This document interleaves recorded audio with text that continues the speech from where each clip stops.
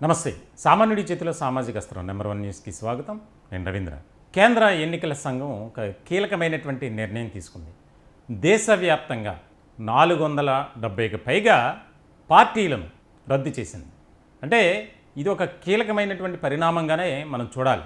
ఇప్పటి వరకు election commission of India ఈ రకమైనటువంటి వేట్ అనేది లేదు. అంటే కొరడా జులిపించింది అని చెప్పొచ్చు. దాదాపుగా అన్ని రాష్ట్రాలు కలిపి 470కు పైగా ఆయా పార్టీల సభ్యత్వం, అంటే ముఖ్యంగా ఏదైతే ఆ నామ్స్ ప్రకారం ఎన్నికల్లో ఏ ఎన్నికలైనా సరే పోటీ చేయరో వారిపై ఈ చర్యలు తీసుకున్నారు. దీనిలో భాగంగా ఆంధ్రప్రదేశ్లో కూడా 24 పార్టీలకు సంబంధించి రద్దు, అంటే ఆ పార్టీలపై వేటు. ఇకపై రాజకీయ పార్టీగా వారు వ్యవహరించడానికి కుదరదు. చాలా కీలకమైనటువంటి నిర్ణయం ఇది. 2 తెలుగు రాష్ట్రాల్లో, మొత్తం దేశవ్యాప్తంగా జరిగింది. ఎక్కువగా ఆంధ్రప్రదేశ్లో కూడా ఎక్కువ పార్టీలే ఉన్నాయి. దీనికి సంబంధించి ఆసక్తికరమైనటువంటి చర్చ జరుగుతుంది. అంటే గతంలో ఏదో ఒక రాజకీయ పార్టీ ఏర్పాటు చేయటం, ఆ పార్టీ ద్వారా అక్రమాలు, అవినీతి చేయటం, ఇష్టారాజ్యంగా వ్యవహరించడం, ఇవి చెల్లవిక. చాలా కీలకమైనటువంటి నిర్ణయం తీసుకుందనే చెప్పాలి. ముఖ్యంగా ఆంధ్రప్రదేశ్లో ఏ పార్టీలపై వేటు పడింది అనే దాని మీద అందరికీ సర్వత్రా ఒక ఆసక్తి నెలకొంది. ఆ పార్టీలు ఏంటి తెలిస్తే బాగుండేది అని ఎలక్షన్ కమిషన్ ఆఫ్ ఇండియా వెబ్సైట్లోంచి తీసుకున్నటువంటి వివరాల ప్రకారం ఏపీలో 24, ఆంధ్రప్రదేశ్లో 24 పార్టీలపై వేటు పడింది. ఏదైతే representation of the people act 1951 ప్రకారం ఈ చర్యలు తీసుకున్నారు. చాలా ముఖ్యమైనటువంటి అంశంగా 29A కింద వారికి షోకాజ్ నోటీసులు ఇస్తారు. నిర్ణీత ఒక టైం ఇస్తారు. ఆ టైంలోపు మీరెందుకు ఈ విధంగా చేయట్లేదు అనే దానికి సమాధానం ఇవ్వాలి. అలా ఇవ్వని వారిని, పార్టీలను పక్కన పెట్టారు.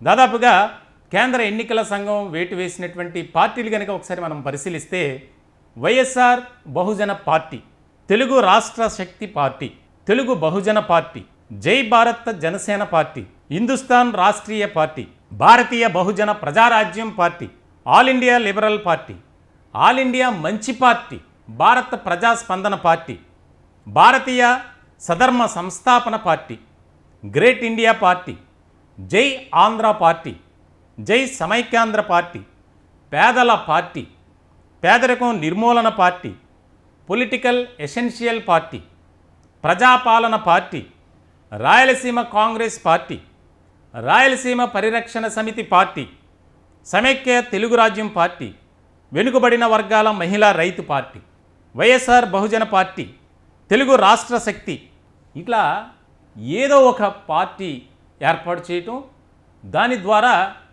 వారి కార్యక్రమాలు ఏ విధంగా ఉంటాయనేది మనం ప్రత్యేకంగా చెప్పక్కర్లా. ఈ సందర్భంగా కేంద్ర ఎన్నికల సంఘం నిర్దిష్టమైనటువంటి ఆదేశాలు జారీ చేసింది, దిశానిర్దేశం చేసింది. చాలా కీలకమైనటువంటి అంశం ఇది. అంటే ఒక రాజకీయ పార్టీ నడిపించాలన్నా ఆ పార్టీ కార్యకలాపాలు ముఖ్యం. అంటే రాజకీయ పార్టీ పెట్టేసి అలా కాముగా కూర్చొని ఎన్నికల సమయంలో మేము కూడా మా పార్టీ తరపున నామినేషన్లు వేస్తారంటే కుదరదు, చెల్లదిక. దానికి సంబంధించి కొన్ని సూత్రాలు, నియమ నిబంధనలు ఉన్నాయి. నైతిక విలువలు పాటించాలి. ఆ పార్టీకి సంబంధించి ఒక విధి విధానాలు ఉండాలి. ఎప్పటికప్పుడు ప్రతి ఏడాది అకౌంటబిలిటీ అనేది ఉండాలి. మీ పార్టీ ద్వారా ఏ కార్యక్రమాలు చేశారు దానికి సంబంధించి ప్రతిదీ కూడా కేంద్ర ఎన్నికల సంఘానికి సమర్పించాలి. అవేవీ లేనటువంటి పార్టీల రద్దు ఇక కొనసాగుతూనే ఉంటుంది.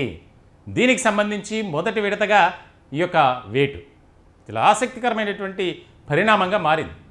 మరికొన్ని పార్టీలు కూడా త్వరలోనే ఈ జాబితాలోకి చేరబోతున్నాయి అనేది చాలా ముఖ్యమైనటువంటి అంశం. తెలంగాణలో లోక్సత్తా పార్టీపై కూడా వేటు పడింది. అక్కడ కూడా చాలా పార్టీలు ఉన్నాయి. ఏదో ఒక పేరుతో మనం రాజకీయ ప్రాబల్యాన్ని కనబరచాలి, రాజకీయంగా మనం కూడా ఒక పార్టీగా అవతరించాలి, ప్రజాసేవ పక్కన పెట్టేసి ఆ రకమైనటువంటి ఆలోచన ఉండదు. నిజంగా ప్రజాసేవ చేయాలంటే ఒక రాజకీయ వేదిక అవసరమా? ప్రజాసేవ చేయాలంటే నిత్యం పబ్లిక్తో మమేకమవుతూ ప్రజా సమస్యలపై పోరాటం చేయాలంటే రాజకీయ పార్టీ అవసరంలా.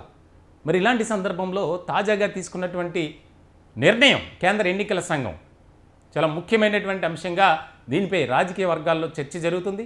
ఇకపై పుట్టగొడుగుల్లా పార్టీలు పుట్టుకొచ్చే అవకాశాలు లేవు. ఒకవేళ ఎవరైనా ఒక పార్టీ ఏర్పాటు చేస్తే ఆ పార్టీకి సొంతంగా విధి విధానాలు ఉండాలి. ప్రజల కోసం మీరు ఏం చేయబోతున్నారు, ప్రజాసేవలో భాగంగా మీరు ఏ విధంగా మీ యొక్క విధానం ఉంటుంది అన్నీ కూడా ఎప్పటికప్పుడు కేంద్ర ఎన్నికల సంఘానికి సమర్పించాలి నివేదిక. అలా చేయనటువంటి పార్టీలు ఇక ఉండవు, జాబితాలు పోటీ చేయడానికి అవకాశం ఉండదు. ఒక్కసారి గుర్తింపు గనుక ఈ రకమైనటువంటి వేటు పడిందంటే ఆ పేరుతో కానీ ఆ వ్యక్తుల పేర్లతో కానీ కొత్త పార్టీ రిజిస్ట్రేషన్ అనేది అవకాశం ఉండదు. చాలా ముఖ్యమైనటువంటి అంశంగా దీన్ని మనం చూడాలి. మొత్తానికైతే ఒక్కసారిగా ఆంధ్రప్రదేశ్లో ఇన్ని పార్టీలపై వేటు వేయటం, కొరడా జులిపించడం అనేది రాజకీయంగా అత్యంత ప్రాధాన్యత కలిగించినటువంటి అంశంగా మారింది. ఈ టాపిక్పై మీ విలువైనటువంటి అభిప్రాయాలు కామెంట్ రూపంలో తెలియజేయండి. దయచేసి మా ఛానల్ని సబ్స్క్రైబ్ చేసుకోండి. Thank you.